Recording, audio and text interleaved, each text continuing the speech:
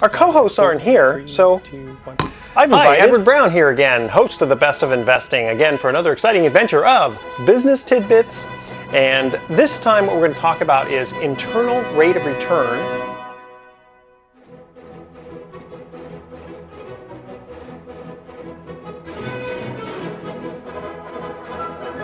Yes.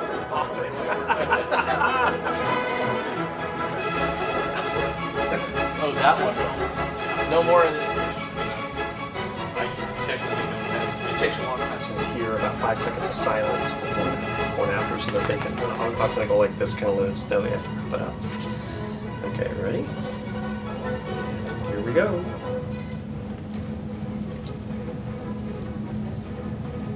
Welcome! You're listening to the Best of Investing. This is the show where we present valuable information about real estate, the financial markets, and other economic business of the day. For those of you listening for the first time, here's our format. A few guys sitting around a bar having drinks, without the drinks, talking business with you, the audience listening in. I'm your host, Edward Brown, and I'm honored to have as my co-host Mark Hanf of Pacific Private Money, California's premier private lender, and Brian Burke of Praxis Capital. Our phone number is 888-912-1190. Write that number down, 888-912-1190, because you're going to use that number to answer the trivia questions for 3 vacations given away during each commercial break. That's right, we're giving away 9 vacations during this show. The vacations are sponsored by Lighthouse Resort and Marina, which is located 1 hour northeast of San Francisco. And today's trivia theme is You Make the Call. You'll understand when we get to the questions. I love my co-hosts. They just look in anticipation. What are the questions today, guys? It's not sports. It's not. Well, it is, unfortunately for you. Okay. I'm trying to get a NASCAR question in, That'll be but good. I will at some point. Don't worry. All right. Okay. The vacations are free, and the only request is a $75 cleaning fee to cover housekeeping expenses. Their website is lighthouse4fun.com. You can reach them at 916-777-5511, and our website is bestofinvesting.com. Now check us out on Facebook and YouTube by typing Best of Investing Radio Show. Also, if you want to record our show in the future, if you can't listen live, go to a website called dar.fm and type in The Best of Investing and listen to our show at your leisure. And it's amazing. We are number 1 in Oakland and number 5 in the entire investment community or category. In the Bay Area? I think it's national, if I'm not mistaken. I think it is. Because when you look at the website, it's amazing. And then there's, out of general business, there's, 700 shows, and we're in the top 4%. Well, thank you, listeners. Yeah, you guys are doing a great job. Okay, and also we want to thank World Wraps in Corte Madera and Santa Clara for giving our listeners a free smoothie with purchase of a wrap or bowl if you mention this show, The Best of Investing. Go there for lunch today. They have the best wraps in town. And don't forget to mention The Best of Investing for your free smoothie. And today we have a special guest. Her name is Nancy Lewellen, and she is a San Francisco-based attorney specializing in real estate and business law. Nancy has been a California real estate broker since 1989 and has over 30 years banking and mortgage brokerage experience. And Nancy, welcome to The Best of Investing. Thanks for having me. All right, I'm going to get into, we have a list of great questions to ask you here because I know our audience is going to be wanting to ask the same thing. Here's the first one. I'm thinking of incorporating my business. Should I? What are some advantages to doing so? Well, there are many advantages to either setting up a corporation or an LLC.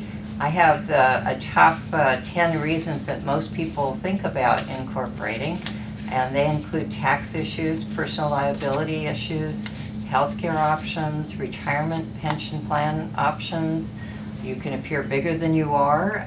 You can give a formal legal structure. Okay, now remember, this is only a 1 hour show, so A we don't have time to get into okay. all of those things. So, again, there are many reasons that people do, but I always ask clients, why are you thinking of setting up a corporation?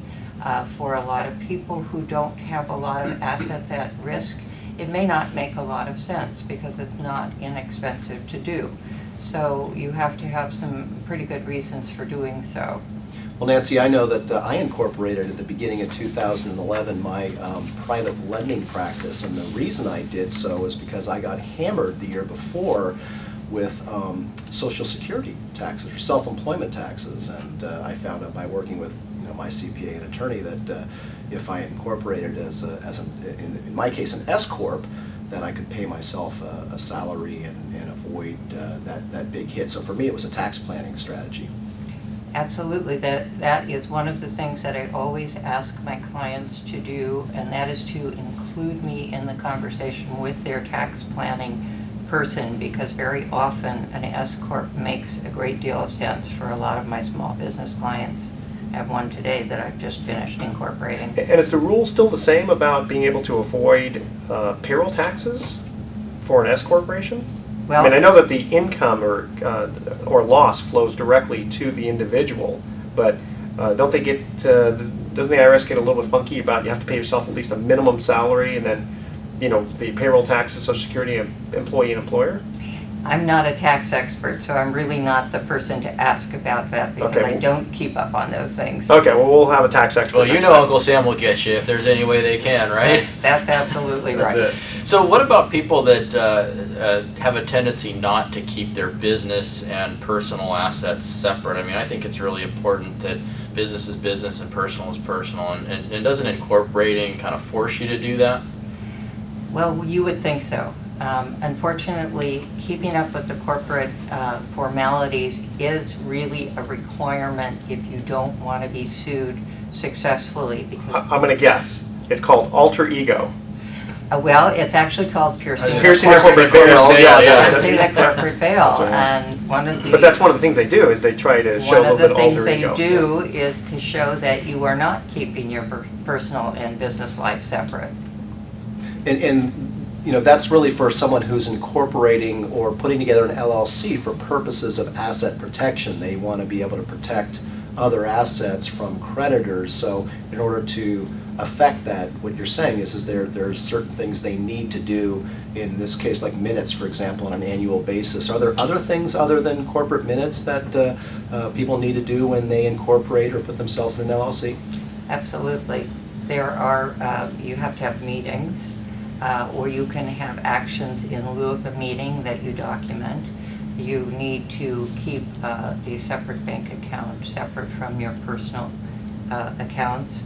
You want to document loans between the corporation or the LLC and the individual shareholders, things like that. Now, there's also there's also, if you're a personal service corporation where, other than like, let's say IBM, where, if you're, let's say, a dentist and you mess up, I know that, if someone's trying to sue, they're going to try to pierce that corporate veil because it's not the corporation that performed the dentistry, it's the individual.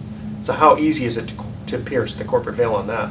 Well, personal service corporations like medical or dental corporations or law corporations or accountancy should have errors and omissions and that seems to be the big malpractice thing. insurance in addition to keeping the corporate formalities intact. That's what I was going to say, is that having a corporate structure is not a substitute for good liability insurance, right? Because I mean, that's really your first line of defense. Just try not to get sued. Yeah, that's always the best line of defense. You're absolutely right. So Nancy, do you offer services to your clients to help them with things that, quite frankly, I find to be hard to accommodate, which is keeping your minutes up to date, and have I done a formal loan if I put money into the company and all of that kind of paperwork. Is that a service you offer? Absolutely. I can write minutes for them. I can go back. Sometimes I get clients who have not done this for years, and so we go back and we look at their bank records and other things that they've done, and we basically come up with corporate minutes. Oh, really? We're going to have to talk. Get in line. Hey, I've got a question for you, Nancy. I have a lot of clients to my private lending practice, borrowers who come to me and they have an LLC and they live in California, they do business in California, but their LLC is Nevada or Wyoming. And when I ask them why is that, they say, oh, it's for privacy and protection. What's that all about?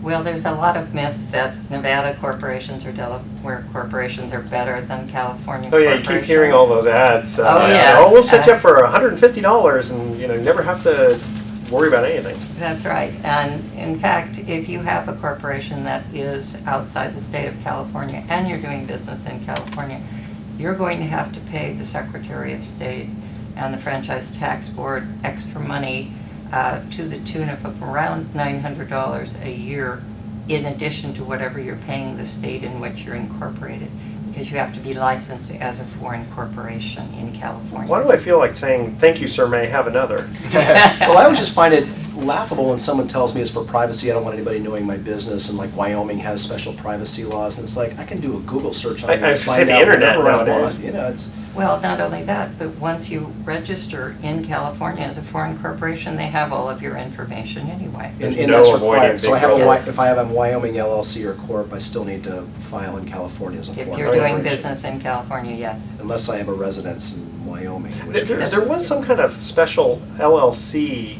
type of thing where they were trying to get away from, or, everybody was trying to get away from paying that extra fee, because it's not just $800, but if It's you're- a lot.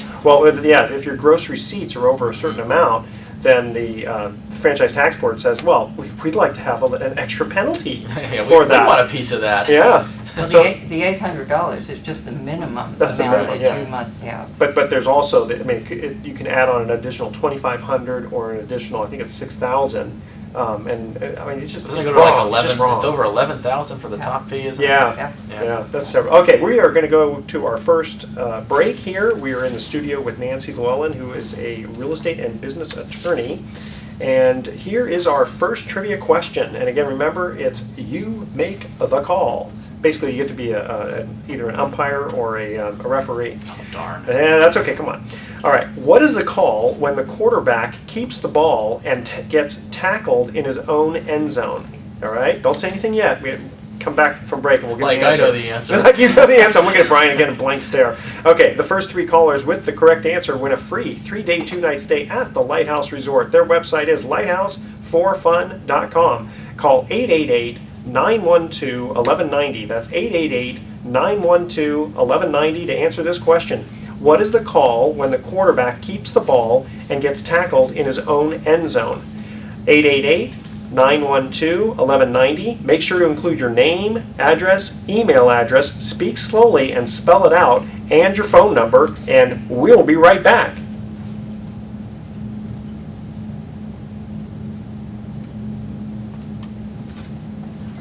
Okay, couple of, what was, I think there's someone scratching something, and you can, toward the end. It's Really? yeah, I don't know. I didn't hear Mouse in the air, I didn't hear the So scratching. I forgot to mention this before.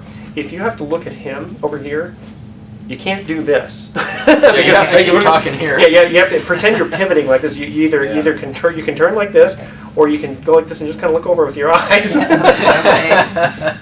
Hey, Edward, when you were asking about the question about the LLCs, were you like alluding to like the series LLC Series that we've, LLC. where you could have multiple LLC entities within one LLC, or was that something else? No. Basically, what was going on is there would be companies that would be doing business somewhere else.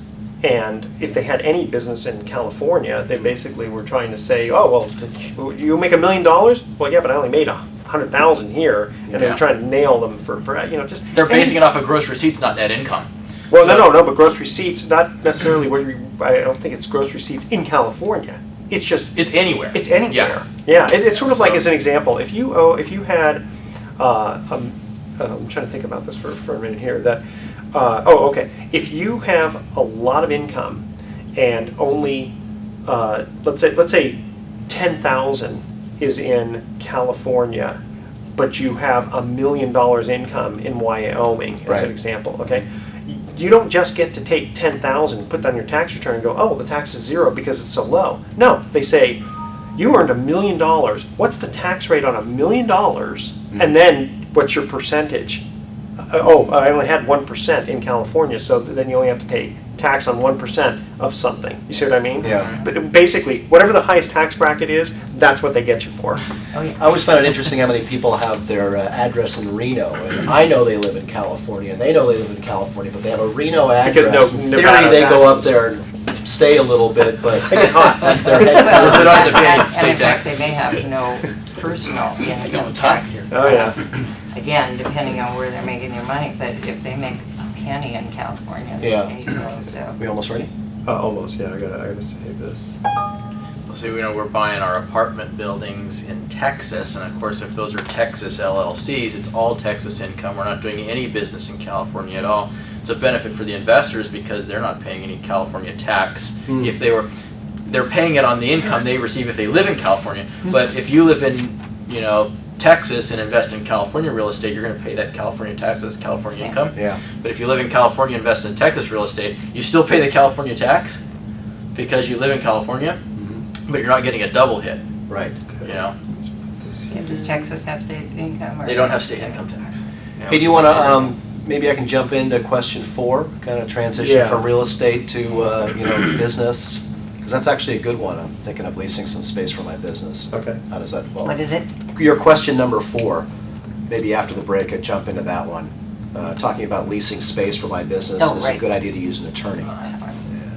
We're almost ready. I looked at Rolexes while I was over there. It's just, those salesmen are so darn good. I mean, they almost had me buying 2. Look at No, No. Good thing you only have 2 hands, or else they get you to go Yeah, I'm not ready to three. treat myself to one of I was those yet. admiring, I didn't notice that it was a Rolex, I was admiring a watch and it was used, and I said, that's a nice watch, what's the price? It's 25,000. Oh my God, used. Amazing. I don't need to know the time that bad. Always that expensive.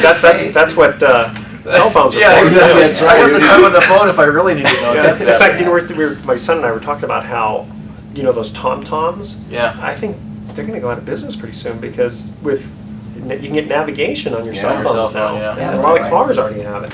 Yeah, Okay. although you That's can good. drive around holding a TomTom in your hand and not get a ticket. You hold your cell phone in your hand, you're going down. You're gonna get, yeah, true, but that's a good point. But you still get pulled over. It's not worth Somebody it. who killed We somebody. call it an Okay. electronic wireless device now. It doesn't have to be a cell phone. You can get in trouble for any electronic wireless device that you're using. But what while happens you're if I? driving. What happens if I Including go like a this? shaver.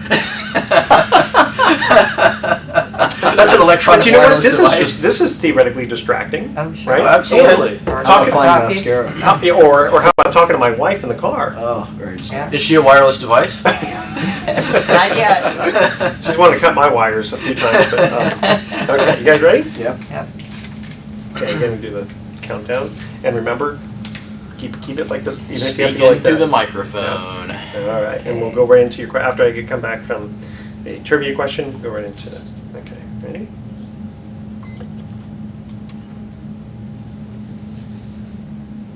Well, welcome back to the Best of Investing. I'm Edward Brown, your host, along with Mark Hanf of Pacific Private Money and Brian Burke of Practice Capital, and we're in the studio here with Nancy Lewellen, who is an attorney specializing in business law and real estate. And when we cut to the first commercial break, we asked this trivia question. What is the call when the quarterback keeps the ball and gets tackled in his own end zone? And since it's not a NASCAR question, Brian, I'm not even going to look at you. No, don't even look at me. Okay. Although I'm looking at Mark's paper, so I might have an No, idea. no, no. Okay, Mark, what's the call? Safety. Safety, that is correct. Oh, he wrote down the wrong answer trying to fool me. He knew I was going to try that. Well, I didn't hear the first time. I didn't hear in the end zone. I just thought it was behind the line of scrimmage. So I thought it was the sack question instead of the safety question. But that's not an actual call, though, right? So this would actually be a call from Yep. referee. Yep. There you go. Okay, Trying Mark. to set me up. Yeah, Boy, let's I can just imagine in high school what you were like. Okay. Mark, go ahead. Sure, I got another question for Nancy here. So I'm thinking, Nancy, of leasing some space for my business. Why would having someone like you, an attorney, review the lease be a good idea? I could give you horror stories, but we don't have all day. Well, okay, give us some. This is Okay, I'll give you entertaining my- radio. Give us a my horror favorite, story. My favorite horror story. Have a client, has a doggy daycare. She did not come to an attorney to review her lease. She ended up being responsible for all of the heating, ventilation, and air conditioning in this very old, dilapidated building. Was it a triple net lease, basically? But it turns out that the roof was fine, and she had a roof inspection done. The vent, when there is wind blowing, gets rain in it and it floods her premises. She's responsible for that vent. She has had buckets in her retail space. A lot of that could have been negotiated. She also signed the lease both personally and as a corporation, unbeknownst to her.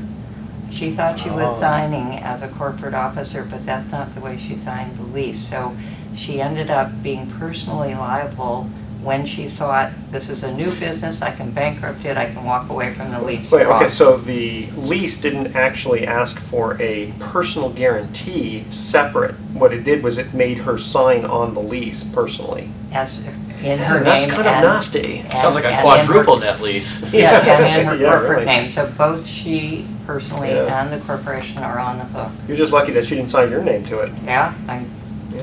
glad Well, then that she that- did not. The follow-up question to that then is, it doesn't matter how you sign a contract, if you're signing on behalf of a corporation, is how you sign important? Absolutely critical. Again, with this person, she thought she could bankrupt her company if it didn't do well and then walk away from the lease.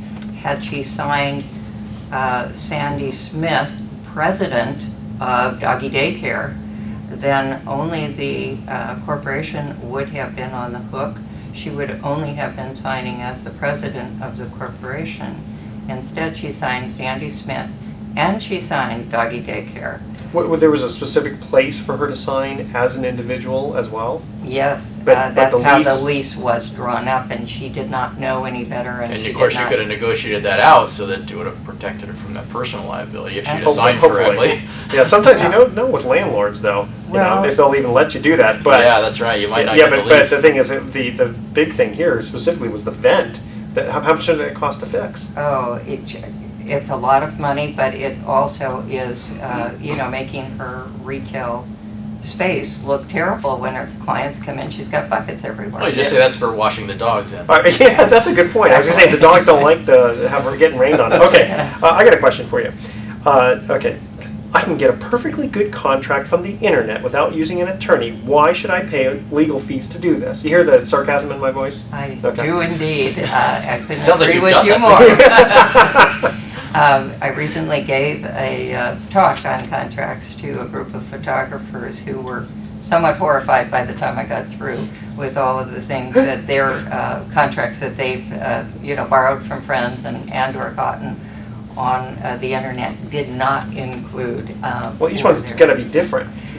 Sometimes you gotta tailor make these things. Yes, exactly right. And even among photographers, taking just one profession, there are different types of photographers and they have different needs in their contract. I mean, I can imagine even the doggy daycare, it's like, how do you leave the premises in the way that you find them if it didn't used to be a doggy daycare? I mean, you're gonna probably have certain issues, smelling and all that other stuff. Right. Exactly Some right. plumbing and Yeah. all kinds of things. So let's say that somebody decides that they want to go into business with a friend. It could be, or even worse, you had a family member. I think that, I said this earlier, business is business, personal is personal. And in this case, now you're going to ask somebody not only to go into business, but probably to formalize that into a written agreement or written form of some sort. I think some people are apprehensive to do that, and I don't think that that's really justified to take that risk. What do you think? It's always difficult to be in business with a family member or a friend. It's a really good way not to have good relationships after the fact when the business goes belly up. But absolutely right, you should have some type of written agreement, which you would have if you're an incorporation, if you're incorporated, or if you're an LLC. Or even if you want to just do a general partnership agreement, you should spell out who's going to do what happens when somebody gets sick or dies, who gets that share. You could end up, working with their spouse. No, just in buy a bunch of community. life insurance. Yeah, It's a corporate prenup. exactly. That's what it is. So there are many, many different reasons to do it, but you should have a Okay. written agreement. Okay, I got a fun one for you because this actually comes from an old Sergeant Bilko episode. If you can remember that old show. I do. Really? Okay, I think you're I'm old enough that for that. Okay. All right. Let's say my last name is McDonald. Why can't I just open up a hamburger stand and call it McDonald's? Well, you could if you wanted to be sued. That's not my favorite thing in life. That's expensive. You have to be very careful if you use a famous name in your business because you can get sued for license infringement, trademark infringement, copyright infringement. But very often, if it's a famous name like Al Capone, for example, you very often can find the person who owns the mark through a simple trademark search, which is not very expensive. And then you can get a licensing agreement or some sort of royalty arrangement to use that name in your business if it might be something that could benefit your business from having a catchy name. But you do want to check it out first because Otherwise, you stand the risk of being So if I sued. want to do Al Capone private money loans, I'm liking that idea. I just have to do a trademark research. Or I don't know if I want to put Guidos. You might have a little concrete box as your symbol there. or a guy named Ponzi, and he did Ponzi Financial, Right, or that's Al right. Capone's Redwood, or Al Capone's Credit Union. You know? Yeah, you can do a simple trademark search and see who owns the rights to that name. And then again, get a licensing agreement with that person and use it legitimately, but you're going to have to pay something for the name. Just really funny that Sergeant Bilko episode. I don't know if you remember it, but the guy's last name was Hilton, and he was a homeless guy, and so Bilko, being the kind of guy he was, very opportunistic and shady, he decided, hey, let's just go ahead. And then remember, this is in the 50s, right? The TV show. So they went ahead and he opened up a hotel and called it Hilton. And, because this guy was part of the ownership, right? And this thing was just an absolute dive. And the whole idea was to try to extract money from the Hilton hotels. Right. And it worked. And so this guy, the homeless guy, gets a little bit of money, right? And he says, well, what are you going to do with it? And he goes, I just changed my name to Rockefeller. I thought that was pretty good. Hey, so I got a business partner who takes care of the books and writes the checks. Is there something that I can or should do to protect myself in case he decides to improperly use those funds or God help me, even embezzle funds? I'm dealing with a client right now, just like that. Unfortunately, after the fact, there's not a lot that can be done, but a good rule of thumb is to make sure that you have monthly meetings about the books. You should have something in writing as to, how much each person can write a check for without conferring with the other person. You can also put that on your checks right above the signature line. It must have two signatures Two of over signatures, $500. exactly right. You should have something in writing that both sign, both agree to, and you should be discussing that on a very frequent basis, like monthly. And if you have a tax person, you should have them reviewing whatever this person is doing. As much internal control as you can. The more people looking at things is better. Checks and balances. Exactly. Okay, Nancy, if people wanted to get a hold of you, if they have any more questions, more than the ones we asked, Yes. how would they get a hold of you? Well, my telephone number is 415-399-0993, and then my website is www.palladianlawgroup.com, and that's spelled P like Peter, A-L-L-A-D like David, I-A-N like Nancy, lawgroup.com. Great. Nancy, thank you so much for being in the studio with us. Stick around, because when we get into email time and other business, you can, like I said, it's a bunch of guys, or gals in this case, hanging around a bar, without the bar, having drinks, or without the drinks. We have water. We have water, that's true. That's part of the drinks, talking business. Really heavy okay. stuff. Heavy stuff, okay. We're going to cut to the second commercial break, and here is the trivia question. Less than 2 outs and runners on first and second, and the batter hits a very shallow pop fly. What's the call? The first 3 callers with the correct answer win a free 3-day, 2-night stay at the Lighthouse Resort.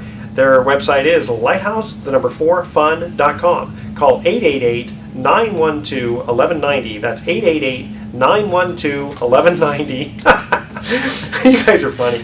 To answer this question, less than 2 outs and runners on first and second. We're obviously talking baseball here, so I'm thinking you're out. Is that? yeah, and if you say he waves the checkered flag, I know you're thinking NASCAR. No, okay, probably not. All right, less than 2 outs and runners on first and second, and the batter hits a very shallow pop fly. What is the call by the umpire? Call 888-912-1190. Make sure to include your name, address, email address, speak slowly, and spell it out, please, and your phone number, and we will be right back.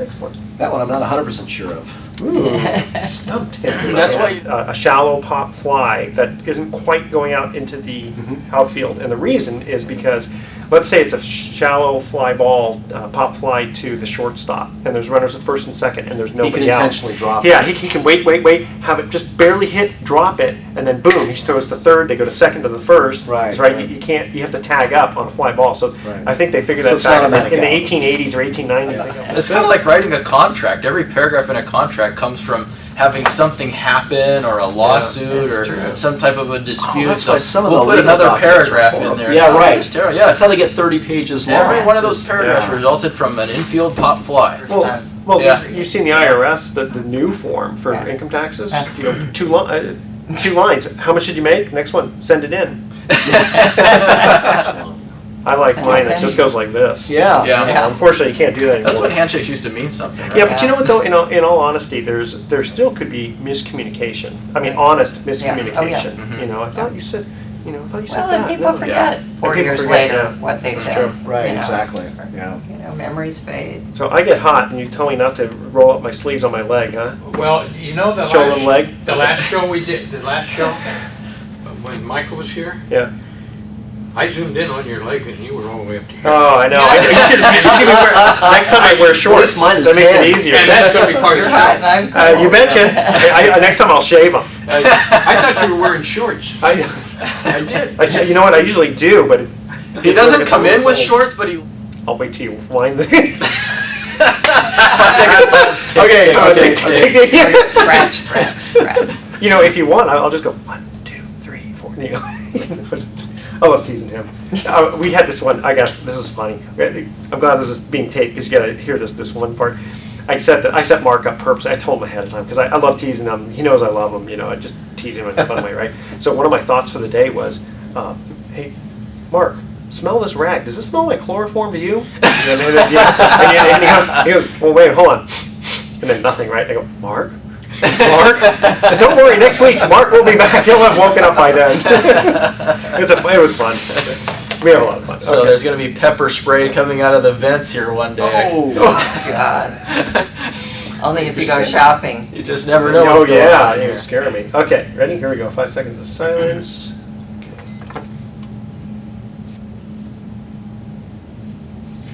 Welcome back to the Best of Investing. I'm Edward Brown, your host, along with Mark Hanf and Brian Burke. And thank you very much, Nancy, for being in the studio, giving us great advice on business formation. And when we cut to the second commercial break, we asked this trivia question. And again, the theme is you make the call. All right, less than 2 outs and runners on first and second, and the batter hits a very shallow pop fly. What's the call? Mark Hanf. the infield fly rule. The infield fly rule. That is correct. Okay. I was going to say that too. I know. You're the Mark, you're the big baseball. I'm the big sports expert here. Big sports. Don't worry. I promise someday. I'm looking at NASCAR stuff, but some of the questions are like they're so hard unless you know something about NASCAR. Yeah, these are hard. How about How about colors of flags and Well, I was Right. thinking about that, Easy or stuff. just how many wheels does the NASCAR have? No, I'm just kidding. Okay, That was a tough that's a one. little trick. Is that a trick Okay. question? That's a trick question. Okay, let's get into email time. Brian, we received an email question for you, and here it is. How is it possible that homes are selling for less than the cost to build them, and when will home builders start building again? That's I like- a great I like question. that one. Yeah, and it's kind of a compound question. I think the two are related to one another. So, it's true that homes are selling for less than replacement cost, and it's primarily due to the large number of foreclosures that are out there right now. Market values are as low as 50% of replacement costs in a lot of markets. And in fact, with the right expertise and being in the right place at the right time and having the right skills and systems, you can even buy discounted property at about 1/3 of replacement costs. In some cases, we're buying houses ourselves at our company at Praxis Capital for just over the cost of obtaining a building permit. Yeah, in fact, we did That's this okay. recently. $15,000 more than the building permit would have cost us. How much was the building permit? The building permits are $70,000, and we got the house for $85,000. that Petaluma is just as bad. Actually, you know what's even Petaluma? worse than Petaluma is Santa Rosa has a lot of really high fees. And then when you get down into the Bay Area, a lot of the higher price areas of the Bay Area, you can get up to $100,000 for a building permit in these neighborhoods. That's incredible. And these replacement costs are rising. Replacement costs aren't going down, even though housing Right. prices went down. The replacement costs went up. And in the cities are in no hurry to cut their fees either. So you got these expensive building permits, and the cities are saying, geez, nobody's building any houses out there, so we're not making any money off the fees. So we need to raise the fees so that we can I get know, more that money. is so stupid. It's just a vicious cycle. So builders can't make any money in that type of an environment. So the result of all this is that new construction is now at its lowest level since at least 1945, when the U.S. population was only half of its current size. Wow. The population's growing at 3 million people a year, and so as hard as this may be to believe right now, there could actually be a housing shortage in the next few years. Lack of new supply from builders means that the only real supply in the market right now is existing houses changing hands, and in many cases they're just being converted from owner-occupied to rentals. And I equate this to the difference between printing a deck of cards and shuffling a deck of cards. And really right now all we're doing is shuffling. We're not making anything. We're just transitioning houses from owners to renters. Well, I guess you'd have to look at the the big thing is the population, not just people moving in and out of, let's say, California or the United States, but also the age of people. There was a time when the me generation in the 70s, people stopped having kids. And I remember a lot of schools in San Rafael closed because they just didn't have the population. We're seeing that in some communities now too. Even locally here in the North Bay, you've seen school closures and fewer in-migration, and a lot of people are migrating to other states. Like Texas is actually the leader for population in-migration, and a lot of those people are coming from California. Well, despite I just want to jump in on that, on the California trend. I mean, sometimes you read that, well, California is losing people because there's migration out of California, but actually the numbers belie that. There's still a migration, a net migration into California, and as you mentioned, we may be faced with a housing shortage. That is very much predicted. But are you including both legal immigration and illegal immigration? Well, yeah, of course, just because people, okay. there still needs to be housing, whether you're legal or illegal. There's still housing and demand for rental property. So, but I've got one more question, Brian, relating to the replacement costs. So, in terms of if I'm a real estate investor looking forward to some kind of future appreciation, can't I at least look forward to the economic, kind of variable of houses at some point at least need to go back up in value to replacement cost, don't they? Well, that's just that's exactly right. I mean, that's the basis for the business that we're in too, in buying rental houses and a lot of them, because we have that exact belief that prices need to return to a point of equilibrium. And to me, equilibrium is returning to that point of being equivalent to or greater than replacement cost. Because until they do that, replacement cost, though, you don't just look at the cost of wood. No, you have to look at those permit the costs, building permits, the land, the labor. Well, land now is like zero. Yeah, land's at zero, but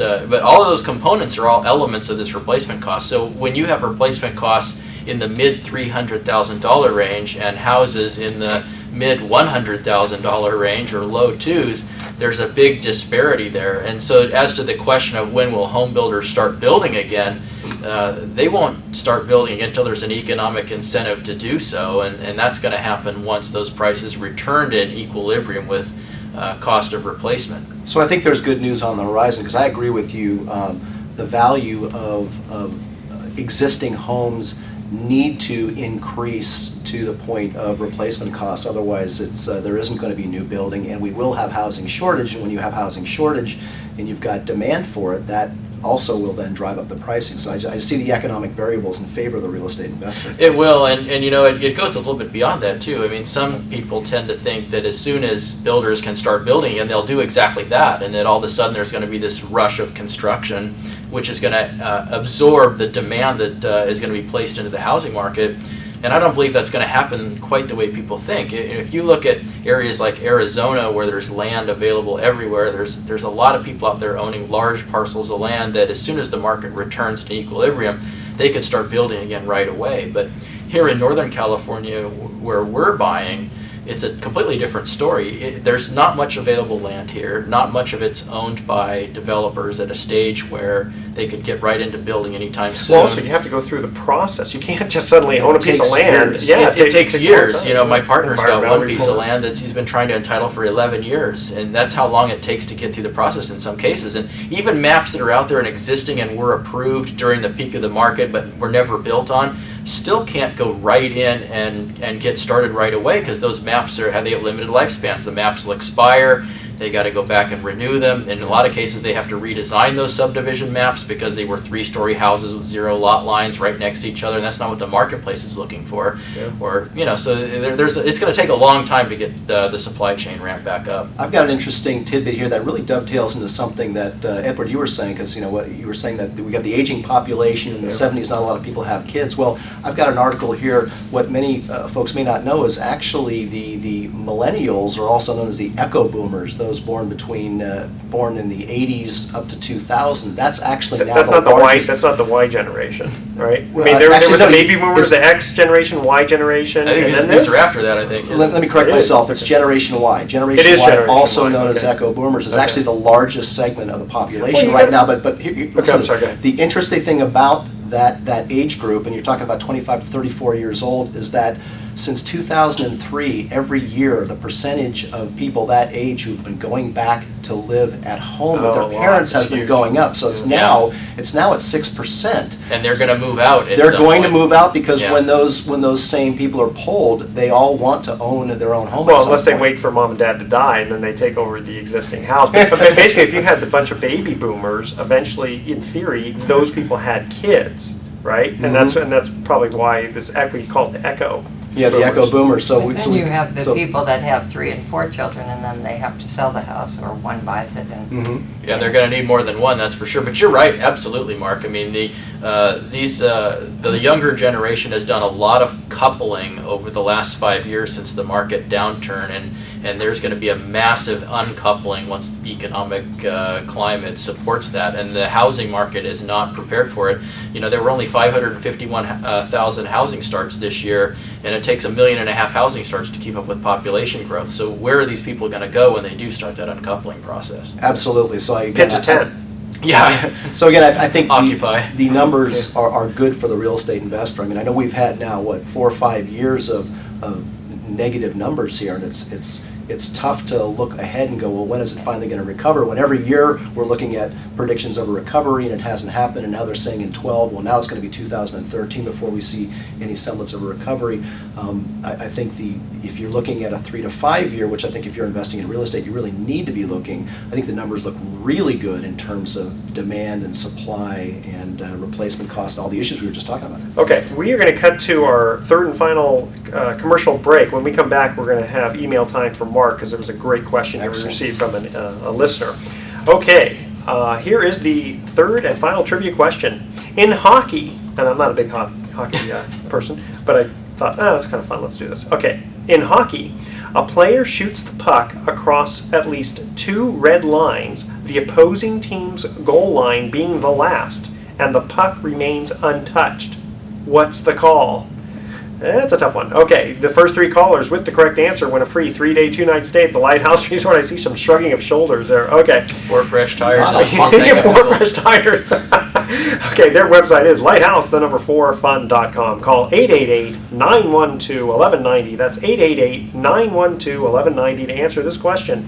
In hockey, a player shoots the puck across at least 2 red lines, the opposing team's goal line being the last, and the puck remains untouched. What's the call? Call 888-912-1190. Make sure to include your name, address, email address, speak slowly and spell it out, please, and your phone number, and we'll be right back.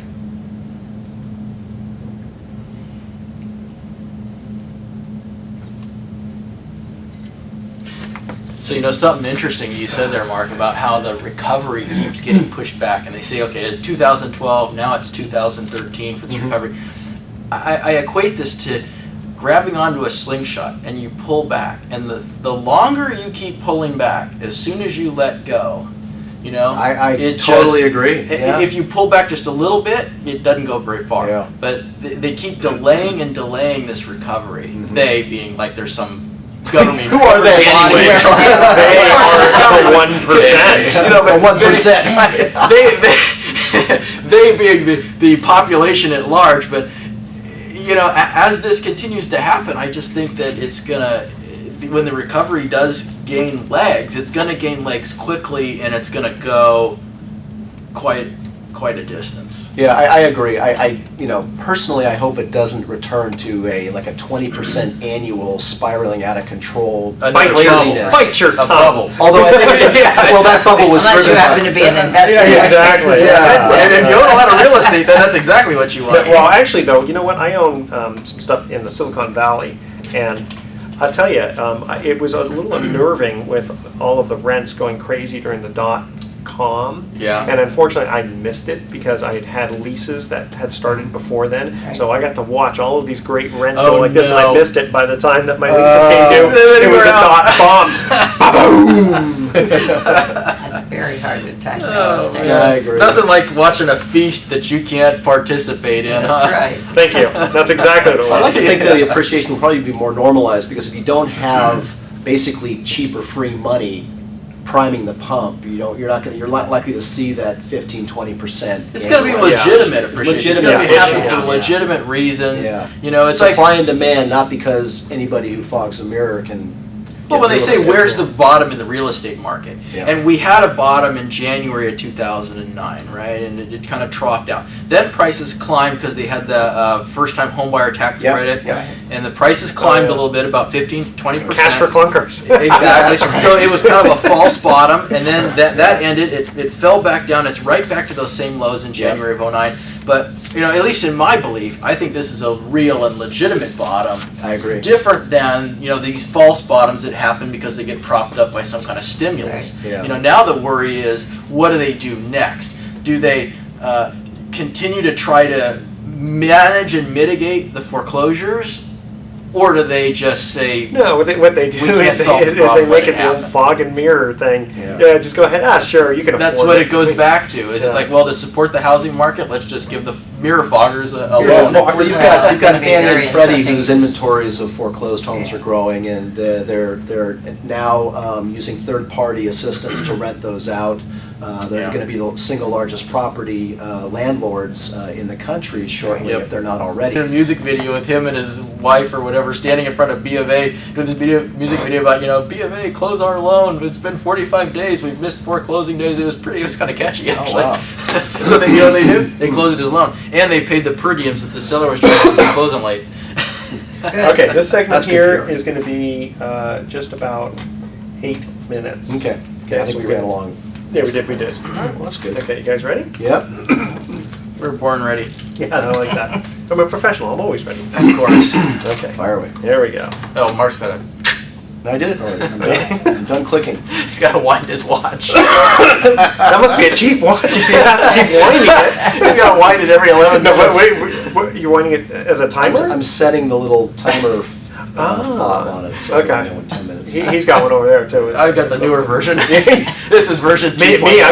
I got a sundial. Quiet. Yeah. It's a little slow, especially when it's cloudy like this. You're right. All right. I should get an hourglass. There you go. Okay. Yeah, that's accurate. Well, welcome back to the Best of Investing. I'm Edward Brown, your host, along with Mark Humph and Brian Burke.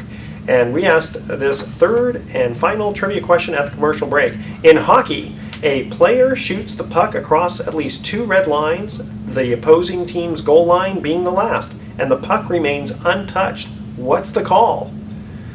I see a shaking of head, Stumping the nothing, co-hosts. nothing, and nothing.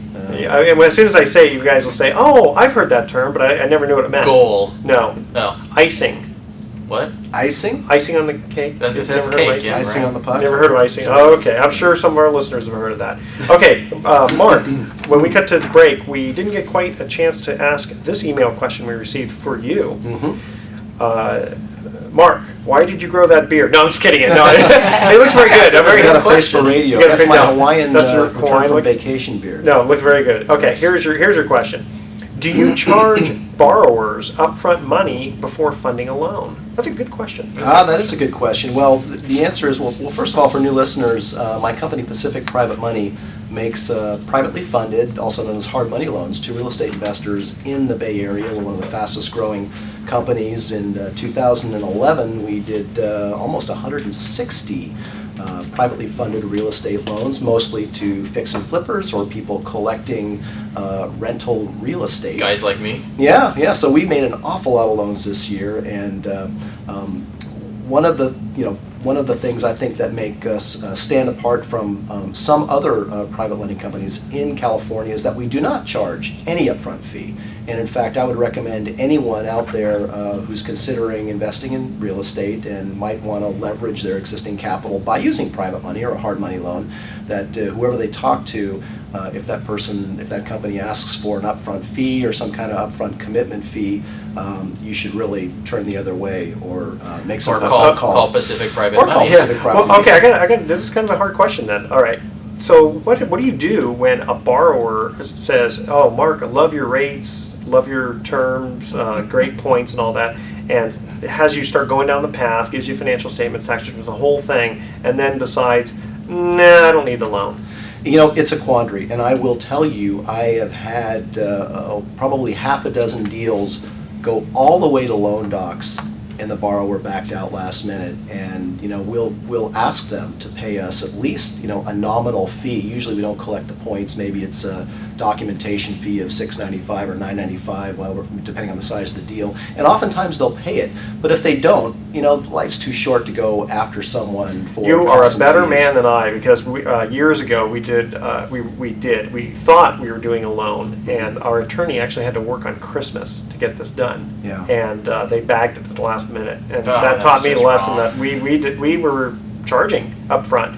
Now, if we, obviously, Yeah, but we you were always doing did- larger commercial type loans. I mean, Well, that's our true. average loan size is between $100,000 and $500,000. I mean, we're basically helping people buy distressed property in the immediate Bay Area. But if you're doing a commercial type of loan of $1 million or $2 million or more, oftentimes the lender will in fact require a good faith or maybe a legal fee deposit of anywhere That's from true. $5,000 to $10,000 That's a good before they point. go beyond a certain point. So again, because we're doing mostly residential lending, we're really regulated by the Department of Real Estate as to what we can properly require up front. And if we do collect upfront fees, it needs to go into a trust account. Now, many private lenders, private money brokers don't have trust accounts. So if they're collecting upfront fees, they're doing so illegally.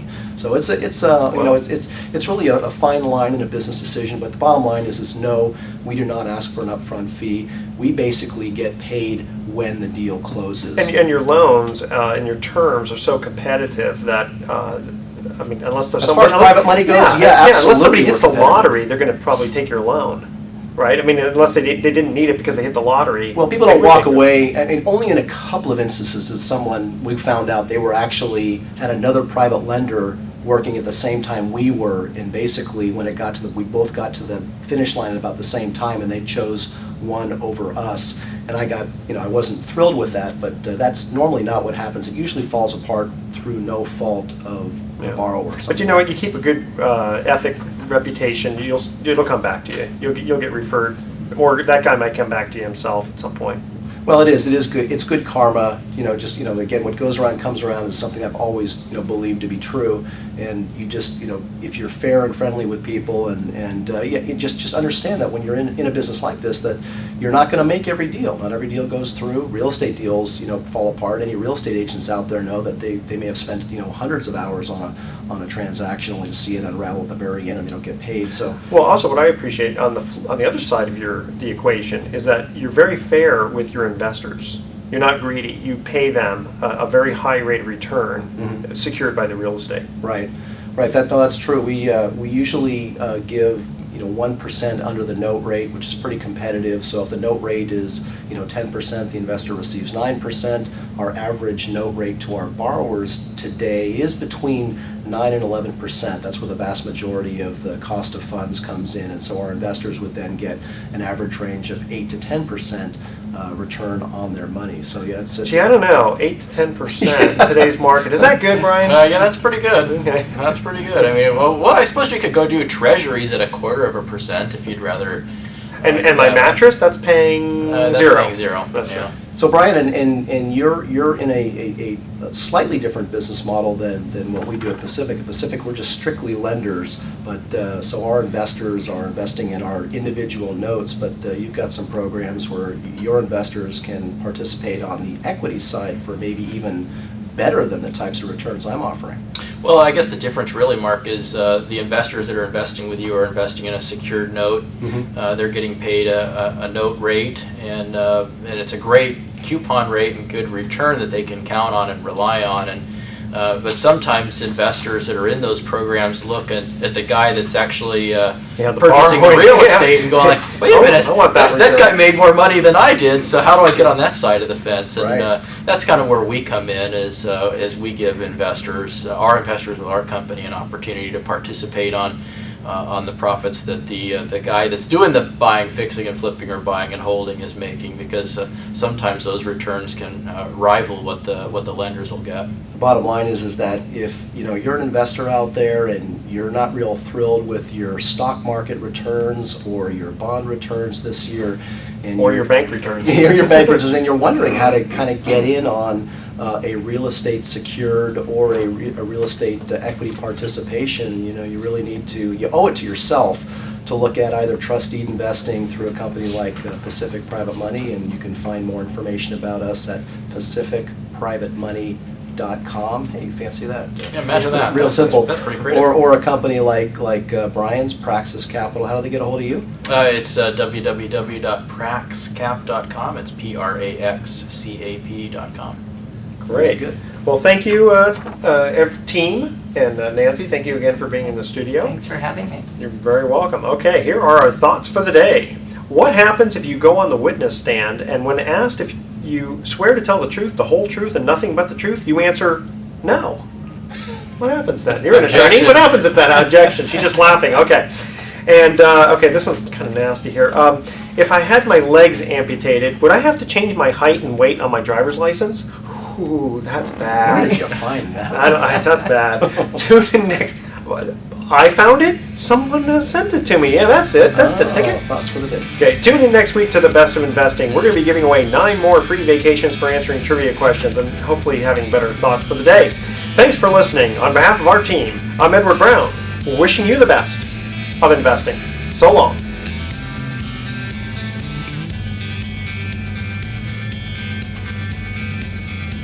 And that's a wrap. Awesome. All right. Good job. Great.